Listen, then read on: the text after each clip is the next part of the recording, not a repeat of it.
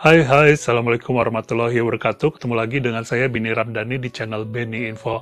Oke semuanya, kali ini saya akan mengupas satu sosok hantu Belanda yang sering tayang juga di channel Jurnal Risa. Dia adalah hantu Belanda yang super jutek. Siapa lagi kalau bukan Mary Ann. Ya, fakta tentang Mary Ann ini akan saya kupas di video kali ini berdasarkan novel karya Risa Saraswati berjudul Mary Ann.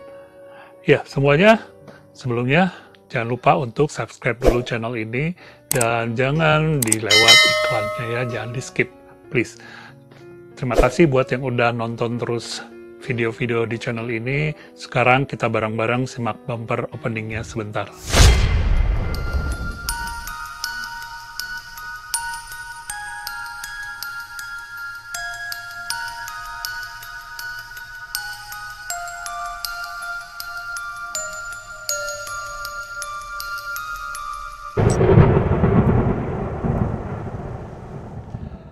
Ya, langsung aja ke fakta pertama, Anton van Gieburg. Anton ini adalah seorang pria berkebangsaan Nederland, dan dia kemudian bertemu dengan seorang wanita cantik berkebangsaan Jerman. Anton kemudian menikahi wanita yang usianya jauh lebih muda dari dirinya. Dan wanita itu ternyata tidak pernah mencintai Anton, sehingga Anton enggan menyentuh wanita itu sekalipun mereka sudah berstatus suami istri. Suatu hari, sang wanita menghampirinya dan mengatakan dirinya hamil, tapi bukan oleh Anton. Anton memaafkan perilaku istrinya dan membiarkan sang janin itu lahir. Kemudian bayi itu diberi nama Mary Ann. Tapi wanita itu kemudian kabur dengan pria lain. Fakta nomor 2, Margot van Gieburg. Dia adalah seorang wanita dari Jerman dan dia sangat cantik sehingga sering sekali pindah dari satu laki-laki ke laki-laki yang lain. Salah satu laki-laki yang berhasil dipikatnya adalah seorang pria dari Nederland, pria tajir tentu saja, walaupun usianya lebih tua dari Margot. Nah, mereka menikah dan mereka memiliki anak. Tapi itu bukan anak dari suaminya, melainkan anak lain, karena perilaku Margot yang tidak bisa hilang begitu saja setelah menikah. Mereka kemudian berebutan anak. Sayangnya anak yang diberi nama Mary Ann itu kemudian dibawa oleh Anton ke Hindia Belanda. Bagaimana kisah Margot berikutnya? Oke, kita ke nomor 3. Fakta ini tentang Brata. Brata adalah sosok pria pribumi. Dia bekerja sebagai centeng di majikannya, seorang warga Belanda bernama Anton van Gieburg. Ya, Anton berutang budi terhadap Brata karena Brata ini yang menyembunyikan bayi Mary Ann saat mantan istrinya datang hendak membawa kabur bayi Mary Ann tersebut. Sementara Brata memiliki hutang nyawa terhadap majikannya karena majikannya itu telah menyembuhkan anak perempuannya yang sakit jantung hingga ke Amsterdam ya, hingga ke Nederland sana. Dan Brata ini adalah saksi hidup pada saat detik-detik kematian majikannya Anton dan Mary Ann. Kita ke fakta nomor 4, yakni tentang Saini. Siapakah Saini ini? Saini adalah pengasuh Mary Ann sejak kecil ya. Mary Ann ini diasuh Saini dengan penuh kasih sayang. Saini tidak peduli dengan sifat atau watak Mary Ann yang pemarah, kasar, dan sering gak karuan gitu ya. Bahkan Saini ini juga dianggap sebagai pengantar pesan dari Mary Ann kepada Papa ya. Pria yang dipanggil Papa, siapa lagi kalau bukan Anton.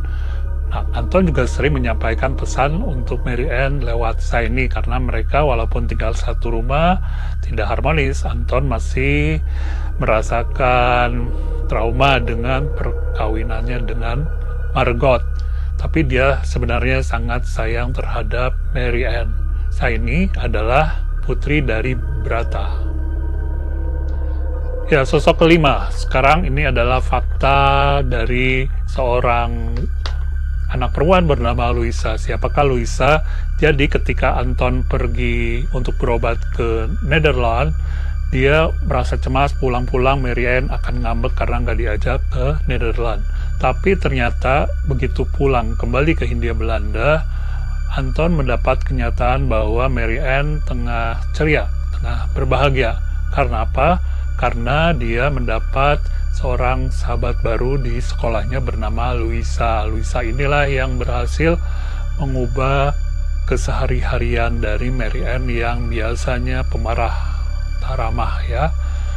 Sayangnya Louisa hadir sebentar saja karena Louisa harus kembali ke Nederland. Inilah yang kemudian mengubah mood Mary Ann selanjutnya. Kita ke fakta nomor 6. Ya, di nomor 6 ini ada Nederland ya.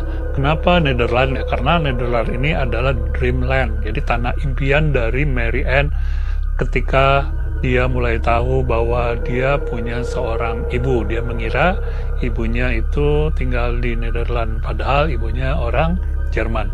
Ya, selain itu dia ingin ke Nederland juga ketika dia tahu ayahnya akan pergi ke Nederland untuk berobat. Sayang, dia belum sempat juga pergi ke Nederland. Bahkan ketika dia bertemu dengan Louisa dan Louisa kembali ke Nederland, keinginan Mary Ann untuk ke Nederland semakin menggebu-gebu.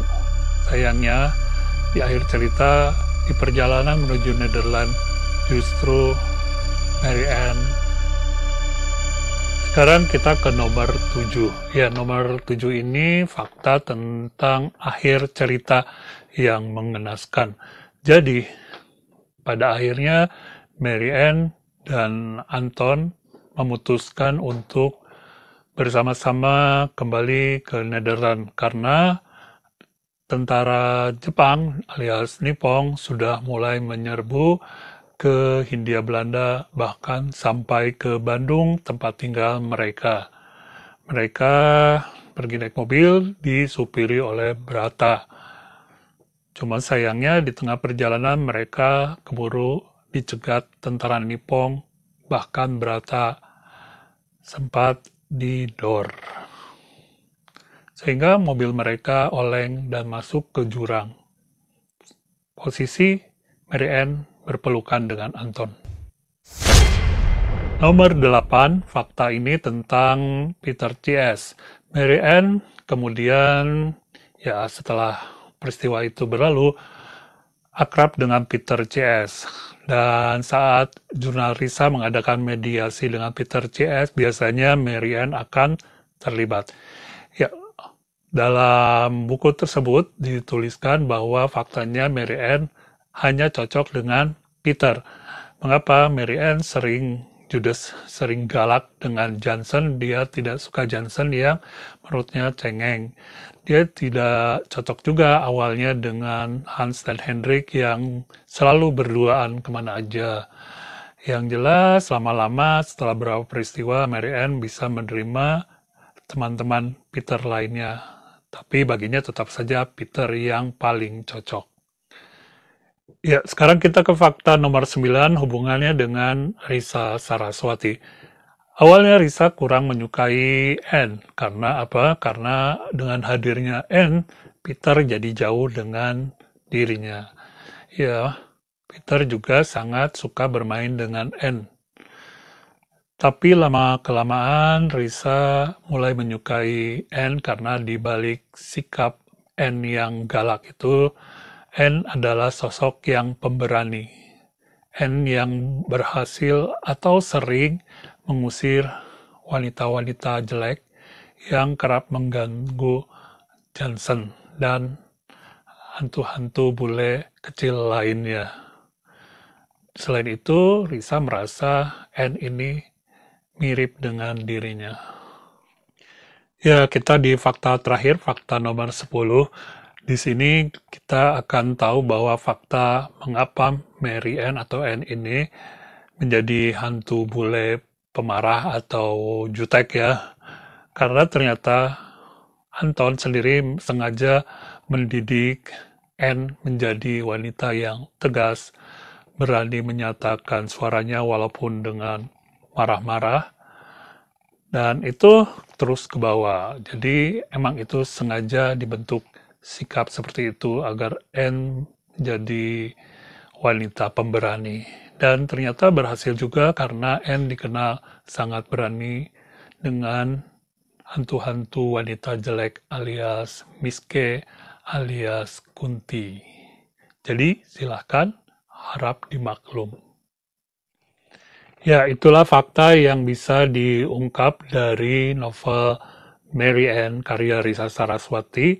Menurut saya buku ini ya silahkan aja kalau ingin tahu lebih lanjut tentang Mary Ann, baca sendiri. Kalau menurut saya sih buku ini secara penulisan jauh lebih baik daripada buku-buku sebelumnya. Tapi dari sisi pengembangan cerita justru ini yang paling kurang ya. Karena sedikit banget cerita tentang Anne ini. Ya diungkapkan juga kesulitan Risa saat menulis buku ini. Dibandingkan novel yang lainnya jauh lebih panjang, lebih berkembang, dan lebih kenyang. Kalau ini sangat simpel sebenarnya. Oke semuanya, terima kasih yang udah simak video ini. Sampai ketemu lagi di video berikutnya. Jangan lupa subscribe channel ini. Terima kasih. Assalamualaikum warahmatullahi wabarakatuh.